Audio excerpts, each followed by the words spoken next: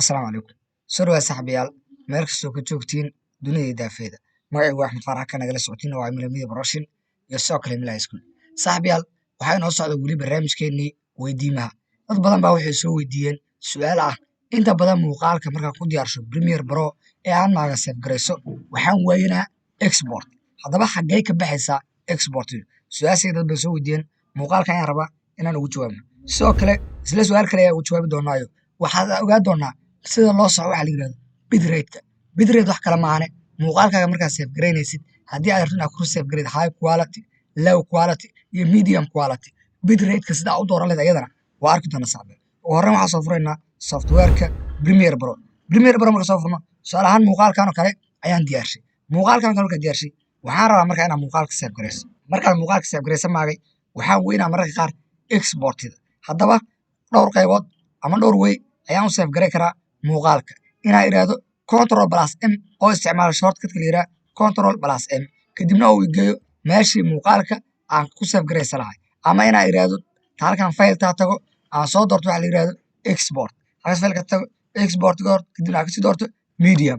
Medium markaan tagno halkan waxaa ujeedaa inuu kugu jiro shortcut la yiraahdo Ctrl+M inuu kugu jiro. Haddaba halkaas aan ku dhufto. Halkan markaan ku dhufto maraqaamka waxaa laga yaabaa ani had deertaan halkan waxaa ujeedaa waxaa ii yaalo waxa la yiraahdo export. Inaad exportas weydid ayaa dhici karto. Haddaba exportas sidaa waayo sideen ku xalliyaa? Aan mid ku xasuusiye exportidan kama maqno adiga computerkaaga laakiin waxaa ku haysato hal problem. Halka problemkaas waxay tahay qaybtan shaashadan ayaa hoos kaa jirto. Sidaan oo kale inuu kugu soo baxo ayaa laga yaabaa. Kaliya marka waxaa samaynaysaa shaashadan korkeeda ayaa qabanaysaa si double click tiraas u qabanaysaa kadibna kor ayaad u qaadaysaa. Kor markaa u qaadid export waa kuu taasaa. Haddii aad arki weydid dhimala shaashada kor ayaa ka tegaysaa kadibna xoogaa waad soo yaraynaysaa. Saas ayaa shaashada u soo yaraynaysaa.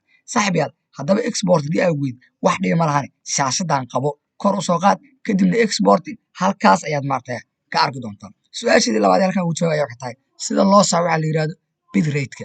Bitrate-ka markaan ku leeyahay muuqaalkaaga haddii aad rabto inuu high quality kugu save garaysmo, haddii aad rabto inuu medium kugu save garaysmo ama low quality kugu save garaysmo waa aday kugu xiran tahay inaad kala dooratid qaabka lagugu save garaynayo. Haddaba bitrate-ka si aad u saxdid halkaas marka aad ku dhufatid ay ku qoran tahay preset-ka halkaas preset-ka marka ku dhufatid fallaarta ayaa soo furaysaa.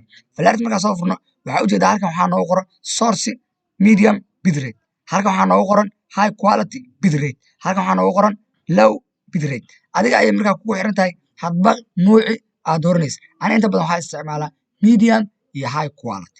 Labadaas ayaa isticmaalaa. Bitrate-ka marka halkan ayaad ku soo dooranaysaa kaliya midka aad rabtid ayaad dul tagaysaa click ayaad ku siinaysaa. Hadda waxaan doortay medium laakiinse ani inta badan waxaa isticmaalaa waxa la yiraahdo high bitrate ayaa isticmaalaa. Haddii computerkaaga uu yahay computer aad u fudud uu yahay waxaa isticmaali kartaa high bitrate laakiin haddii xoogaa computerkaaga uu yahay mid culus waxaa isticmaashaa waxa la yiraahdo medium bitrate si haddii inta muuqaalku kugu save garaysmo waqtina uusan kaaga qaadan. Waxaa jirtay muuqaal aan uga hadlaynay sida casharta aad ku diyaaridid ama muuqaala aad ku diyaaridid Premiere Pro loogu save garayo software-ka la yiraahdo media encoder. Haddaba haddii aadan casharka soo daawan asagana dib u daawo media encoder wuxuu kuu fududeynaa in haddiiba aad save garaystid muuqaalkaaga. Saaxiibayaal, waxaan filaa inaad ila fahanteen su'aashii aad ii soo dirteen jawaabteeda. Tan intaa gaari doona muuqaalka xigana waa dhammaanteen oo dhammaanteed isma dhaafno.